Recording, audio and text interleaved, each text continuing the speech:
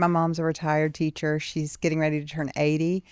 And she said, I went to Staples and I was like, Mama, she's like, it was back to school. I had to look at all the back to school supplies. I said, what did you buy? And she said, well, they had some neon things. So I think it just can't help it. It's that back to school season. Oh, yeah. I've bought more pencils and some more decorations. Like I need decorations after 31 years, but I bought some more. Can't. It's just irresistible. Yes. You know what my favorite part of back to school was? Get a fresh pair of kicks, new pair of shoes. New tennis shoes. Yeah. Shoes. And then about 2 weeks in, after you go out to recess, they're good and dirty, and you need a new pair. But yeah, they had to last the whole year, though. They did. Yeah, you get the one pair. That's right. That's all you.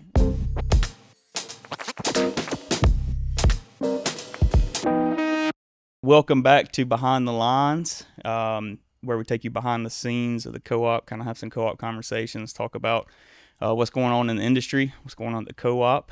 And before we jump in, I do want to take a second and celebrate for a second.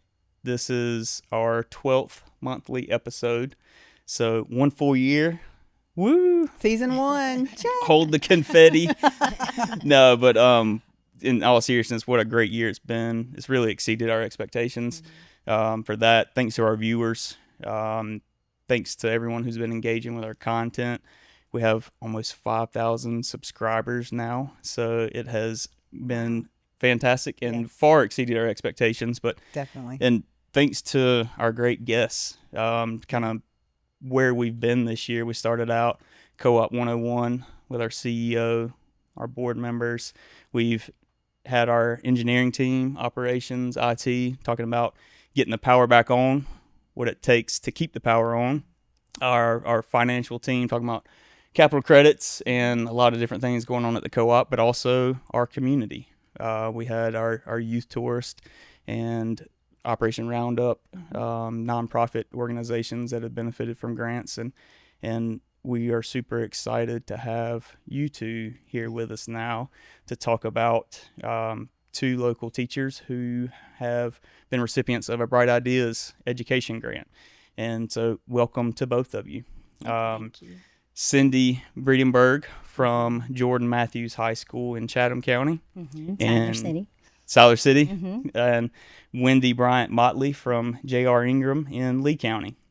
So welcome again to both of you. And, I mentioned that we're excited about this conversation today because support of local schools is near and dear to the co-op too. A big part of the organization is they obviously see us for getting the power back on or the bucket trucks that are in the air, but there's deep community roots for the co-op as well. Our team, our board, our leadership, our members, we all live right here in this community. And so, supporting the community is critical to the co-op, and no better way to do that than talk about education. That is super critical. And 2 of our board members are actually former educators, and we're in leadership in the school systems. And our very own Connie Tucker is a former educator. And before I go any further, kudos and congratulations to you. Connie just completed her certified cooperative communicator this past week, which is a very important and very great designation in the co-op communicator world. So congratulations to you on that. Thank you. It was a lot of work, but I'm sure, as you both know, when you're an educator and you kind of have that mindset, that continuous improvement and learning, I just love a challenge and an opportunity. So it was great. It was a lot of work, but I'm very thankful to have that done and appreciate Central Electric kind of investing in me to do that. But yes, a former high school English teacher. So I am in a happy space today with my 2 worlds kind of colliding. But Central Electric's support of education, it has a special place in my heart for that reason. And for our listeners who aren't familiar with Bright Ideas, I'm going to just run down a couple of statistics. But it's an education grant program that brings that the electric cooperatives in North Carolina kind of come together to help teachers bring creative ideas to life. And since 1994, the program has awarded more than $17 million to fund over 16,000 projects that have benefited more than 4 million students across North Carolina. And I just sat with those statistics for a little bit today and thought about the magnitude of what's been accomplished. Here at Central, we award about approximately $15,000 a year to teachers to help bring innovative projects that will enhance learning, provide opportunities that students might not otherwise have, and that don't fit in a school's budget.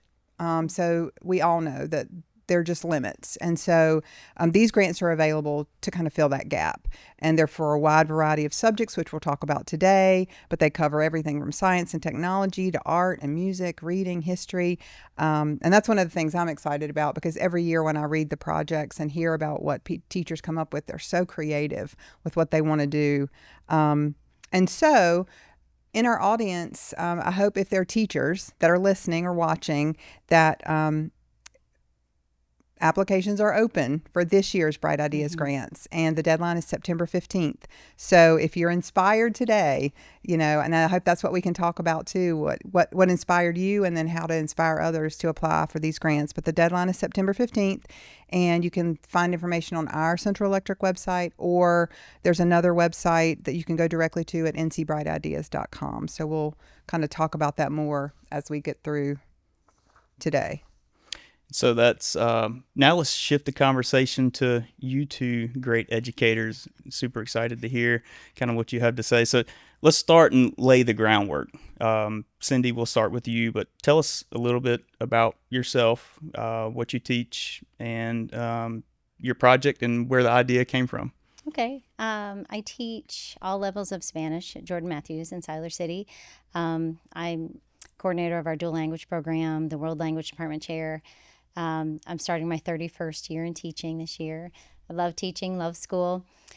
And so the grants, I didn't really know about the grants. Or maybe I had looked at it and I maybe thought, oh, I don't know how to write a grant. I don't know if this is for me. And so 2 years ago, I decided to do it. I wanted to enable my high school students who are in our dual language program to use their Spanish with the kindergarten dual language students at our 2 feeder elementary schools. And I was looking for a more inclusive book for the month of December that would kind of not be necessarily a Christmas or holiday related book, but maybe something that was a little more inclusive of all the kids. And so I found this book, Que Montón de Tamales, and I thought, I'm going to write a grant, because of course by September, there's no money, there's no budget, or, this is something extra that I wanted to do. So I thought, I'm going to do it. I'm going to write this grant and we'll see what happens. And so I asked for 30 books so that my kids could practice with the books and take them to the elementary schools. And it just so happened it was October 15th, my birthday. Riley came to our school with a big check, and it was very exciting. So that first year, I bought the books, and my kids practiced with them, and then we went to the kindergarten dual language classrooms. And it's just such a neat experience for those high school kids to work with the kindergartners. And everybody in the school loves to see the high school kids come back. And of course, for the kindergarten students, they think that the high school students are so grown up, and just a great way for our kids to use their Spanish. They don't realize like the academic background of that, but they're just using their Spanish with each other, and it's really fun. So that was the first grant. And then last year I wrote a grant. I had the opportunity to go to Mexico to see where the monarch butterflies migrate during the winter. And it was really a transformative trip. And so when I came back, I was like, how can I kind of transform my students to that place, even though I can't take them all to Mexico? What can I do? And so I started to think about, I take my students to read to the kindergartners in December. What if I also can take my students to read to the kindergartners in the spring? Like, what if we could do it twice with a different book? And so I found a book that was about monarch migration, and it's in Spanish. So I wrote a grant for the books and to have a pollinator garden at our high school right outside my classroom, so that my high school students could see that transformation of the monarch. And that monarch, when it leaves in October, September, it's headed to Mexico. And so I put a big map up on my wall, and the talk about the migration and everything. So not only are my students working with the elementary kids still, but they also can really see that process, and we do it all in Spanish. So I was awarded the second grant last year. So I haven't totally completed my pollinator garden yet, but we bought the books and we bought the signage, and it's a work in progress, but we're just really, really thankful and grateful for the opportunities awarded through the grant, because otherwise our district would not have money for that. So it's really great. That's I'm awesome. definitely not done applying. That's fantastic. Wendy, what about you? I am going into my 27th year of teaching visual arts here in Lee County. Started my career here in 1998 at Lee County High School. So I have taught all levels from the high school to middle school to elementary. Wow, what a journey. Yes, it has. It's been great. And just like you said, Cindy, I love teaching. I love teaching visual arts and exposing students to various ways to do art in different cultures. So for me, with the grant, I had never applied for the grant. I had promoted it with the arts teachers. I'm also the arts education liaison for Lee County Schools, and I promoted it with them. And we've had a couple arts teachers to actually to take advantage of the grant, but I never had. So this was my first time, and I was very, very excited about applying for the grant for art around the world. And my desire was to help students see other cultures that are within our school. So our school has a diverse cultural population, and I wanted to find a way to celebrate the various cultures in our school and help bring an appreciation for that, and also to help students see one another as human beings, and to see that differences are good, and how being different and from a different culture, we can celebrate that. And so that was the whole idea behind the grant, to help build that classroom culture and that school culture. And that's what I did. We have not only diverse cultural population within our students, but also with teachers. We have the Participate program where we have teachers from other countries. And so I was able to tie in the culture from our teachers, the Philippines, Guyana, and Jamaica, into this grant as well. It's exciting. I love both of those grant ideas, and it's so neat to hear about the grant and what you're doing with the funds from the co-op that has put back into the community. And so what a lot of people may not realize is the Bright Ideas grant process is a competitive process. So you submit a grant, and the funding amount goes before a panel of judges. Those judges are former educators, so they know a thing or two about good ideas and grants, and so it's a very competitive process to select your project. And as you were developing your idea for your grant, did you know right away that it was a great idea for a project, or how did you come to the realization that this is what I want to apply for a grant? That's a good question. I didn't know if it would be selected. As a teacher who's been teaching for a long, long time, I think books are always a good investment because you can use them multiple years. I didn't know if they would approve of the pollinator garden because I'm not a science teacher, but I did, I'm trying to tie science in Spanish, to kind of, encompass a number of subjects in what I was doing. So I was hoping that they would like that. Riley had told me the year before that he said, when I was so surprised I got the first grant, he said, they don't know who you are. They take out your name. They said they're just looking at the project. And so I thought, well, here goes. I'm gonna apply for this and see if they like it. And so it's just such I think, I don't know how to put this into words, but it's really a feeling of appreciation. I really feel appreciated with this grant. I feel like valued, like what I'm still doing in the classroom is valued by other people. And so just really appreciative of all of it. One of the most exciting things about Bright Ideas is kind of seeing the projects come from that idea stage to the reality stage. And, I appreciate, Cindy, your comment about this is how my first grant went, but my second grant, we're still working on it.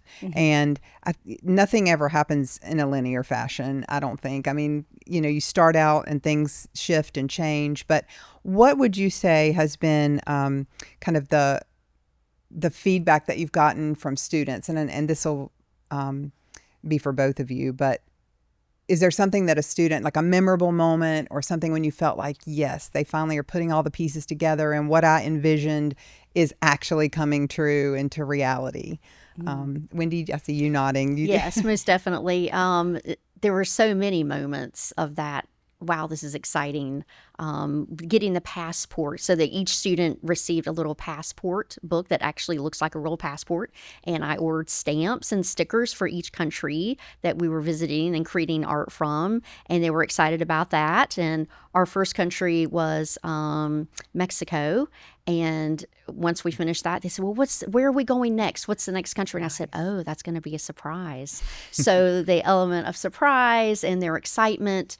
Also with this project, we had a table in front of, I have a large bulletin board, and the bulletin board was decorated for the country that we were studying, as well as a table with different works of art, photographs, foods, currency. So with this project, I was able to reach out to parents from these particular countries, and they were able to bring in things from the country, whether it was clothing or currency, pictures. So that was a wonderful thing for the students to be able to see every day. And it wasn't just the third graders, because the grant was written to do for third grade, but this was actually school wide. Because of my morning duty, I was standing there, and all the students would come by, either going to breakfast or going to the classroom, and they would come and they would look and they would talk to one another about what they were seeing, and they would ask me questions, and they would ask one another questions. And it was just a beautiful, beautiful time for these children to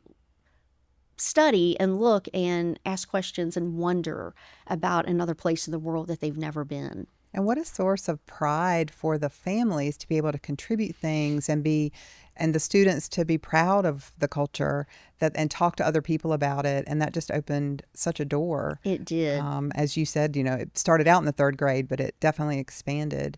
And Cindy, I loved your comment about you said it's not science, or I'm not a science teacher, but you've both managed to cross so many curriculums. And I think, do you have a moment where you felt like your students just really exceeded your expectations with this project or the reading? Yeah, I think so also, because they were all there when Riley came. And so when he knocked on the door with the principal, the kids knew. I had told them that I had written the grant and that maybe we'd be able to do this, because I had told them all about my trip to Mexico. And so when he came, it was, oh my goodness. So then they were so excited when the books came. And then when we went to the elementary school, because just like you said, we have a diverse population. The majority of my students are of Hispanic descent. Their parents are from Spanish-speaking countries. And so we really want to value and embrace their culture and teach others about their culture. We also, doing this whole monarch migration project, a lot of students know about maybe their family culture, but they don't know the broader Central American history or culture. So this is a great way to bring that in. And again, like with the books going to the younger students, but then also with the high school students with the pollinator garden, and then in the classroom with the migration maps and the stories and seeing where they go. So this year, with the grant, I got some tags to tag some monarchs. So if we actually get some, we can tag the monarchs and then follow their journey down through. So that would be really cool too. So just trying to tie in cultural aspects, scientific, Spanish, the whole thing. That's extremely neat, being able to track the butterflies as they go. Yeah, that's good. When you mentioned, cool. when you mentioned the map, and that kind of brings a really interesting dynamic to it. And it makes it real. If we can tag a little butterfly in Siler City and see its journey down to Michoacan, Mexico, how cool would that be? So very cool. And I feel like the projects, they have obviously an impact in the here and now in the classroom setting, as you're engaging with your students then, but obviously, so I'm going to use an example. Like my wife and I, this past Sunday, she went to a wildflower pollinator garden in Fuquay-Varina. she came back Sunday and said, hey, why don't we do one in our yard? So I wish I was in your class, that way we could learn how to do it. But on a personal level, I also have an interest in history, and so shout out to my history teachers in school. I had two fantastic history teachers. So there's a lot that you learn in the here and now in the classroom. But where I'm going with that is there's also value beyond the classroom and what the students do with it moving forward. So looking back and talking about that impact on your students, do you feel like there's a lesson or experience from the project that they will draw back on and remember years from now? Wendy, we'll start with you. I think just that hands-on learning of creating a work of art that represents a different culture or represents their own culture creates that pride, like you were talking about, of saying, I am valued, my culture is valued, and I'm recognized. And then being able to share that with their classmates. I did notice children befriending children that maybe they would not have before this project, of just, I think, seeing each other differently in a positive way, and knowing that every child has value. And I think that's probably maybe the most valuable impact that I have seen for this project. What about you, Cindy? I think I hope a takeaway that they have is that we value each other, that with this little tiny butterfly, migration is a natural process, and that through the use of Spanish, we can study science, we can study other cultures, we can be friends with each other. This beautiful butterfly that will emerge, and taking the books to the younger kids, I hope that it just sows the seeds, no pun intended, sows the seeds of, acceptance and being with other people, and knowing that, if we can protect this butterfly and its ecosystem and all these things, and we can watch it go from Chatham County to Mexico, and then its third and fourth generation come back, that maybe we can be more accepting of each other in the future. I think that's one thing I'd like my kids to take away from it. I love that. Yeah. I love both of the impact of both of those projects, and beyond, the here and now. And one thing I also want to ask you is in terms of the impact of the Bright Ideas grant itself. Can you kind of talk for a second about the impact of bringing that project to life? And I know, Cindy, you alluded to it when we first started talking about how when the budget and different things. And can you talk about the impact of the Bright Ideas grant and bringing that project to life in the classroom? Well, I think that hopefully there's just two things. One is that, I'm like the older teacher at school. I don't really feel like that, but I am. So maybe that can show other teachers, hey, these opportunities are out there. You just have to ask for them. But I think the other impact too was maybe my students seeing me so excited about getting the grant, implementing it. I mean, they are still asking me, when are we doing the rest of the plants in the pollinator garden? Like, when are we going to finish the garden? We'll come help you. We'll do it. So I think that energy and the excitement of being able to get that has really carried down. It has trickled down to the kids too. They're really excited about it. So that's one thing I really like. And maybe with other educators. I know last year I kind of stood up at a faculty meeting. I was like, hey, everybody, this opportunity's out there. Like, if anyone needs help writing a grant, if you have an idea that you'd like to do, this is something that's out there. It's nice to know that you're supported as a teacher, and that there are some opportunities to be able to fund extra projects that you'd like to do. And I think you mentioned earlier, it feels good to feel valued, and not just as an educator, but even as your students saw that check come in and they feel like they're supported by their community. They don't know all the ins and outs and the intricacies of it, but the fact that Central Electric is here, it's local, the people in the community are supporting the students in the community, the teachers in the community, and I think that is very powerful, and hopefully it's something that they'll kind of take with them. I want to kind of think about, and we've kind of alluded to it a couple of times, but hopefully they're teachers all over our service area who are actively working on applications for this year's Bright Ideas grant program. And since both of you had not really applied, you're longtime educators and had not applied until recently.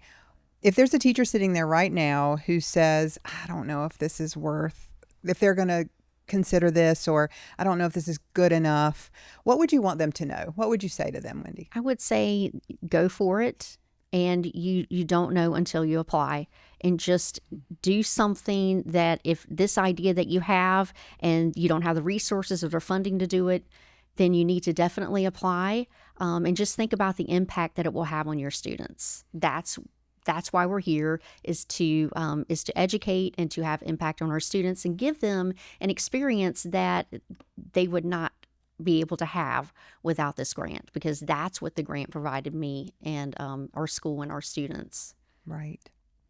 And I think also you don't necessarily have to tell anyone you're applying. I didn't tell anybody the first year. I was like, well, I'm going to apply and see what I told my principal, and that was it. But I think also if you're not sure about applying, ask someone in your school, right, or reach out to one of us, or just ask somebody, hey, what did you do? And how did you write this, or how did you go about this? It's really an easy process. It's not really that hard. You just want to have your ideas in order, kind of what you want to do, and have it planned out a little bit, and your finances, what it's going to cost. But yeah, ask someone. And we do have on our website, we have all the winners from last year with photos with their checks and names and school names. So if there's a teacher out there, look and see if there's somebody from your school who's won a grant before, and ask. Teachers are always willing to help other teachers. So I think that's great advice. As we start to wrap up for today, if you could sum up your Bright Ideas experience in one word or one sentence, what would you say?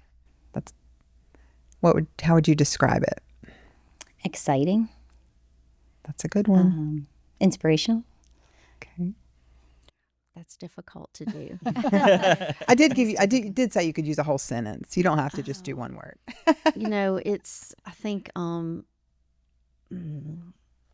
culmination of life and population of our school. That's what it is. It's bringing joy and excitement to the classroom in a different way. I think that's perfect. Yeah, I agree. And I'm going to take a stab at that one too. I'm going to cheat a little bit though. I'm going to do both, one word and a sentence. But I have trouble sticking with just one word. But inspiring. I'm constantly inspired, and I'm grateful for our local educators and the passion and the time and what you put back into our students and the community. And hearing both of you talk about your projects, how the students are learning from that, I'm inspired just sitting here listening to you, and I'm very grateful because I have two daughters that are in the Lee County school system, and I mentioned that I'm a product of the Lee County school system. I'm excited to know that there are great teachers that they are learning from and growing with, and so we started out our conversation by highlighting how important education is to the co-op, and it really is that we have a fantastic group of teachers in our communities, and we're extremely thankful for the time and the effort and everything you're doing to improve your classrooms and improve that experience for the students. And, it gives me so much confidence to know that what the co-op is investing back into the community, that it's coming back out into the students and the teachers in the community. So inspiring that was a good word. I knew you wouldn't be able to stick to just one word, but I think it's so amazing. Teachers are always creative. You have to be to deal with.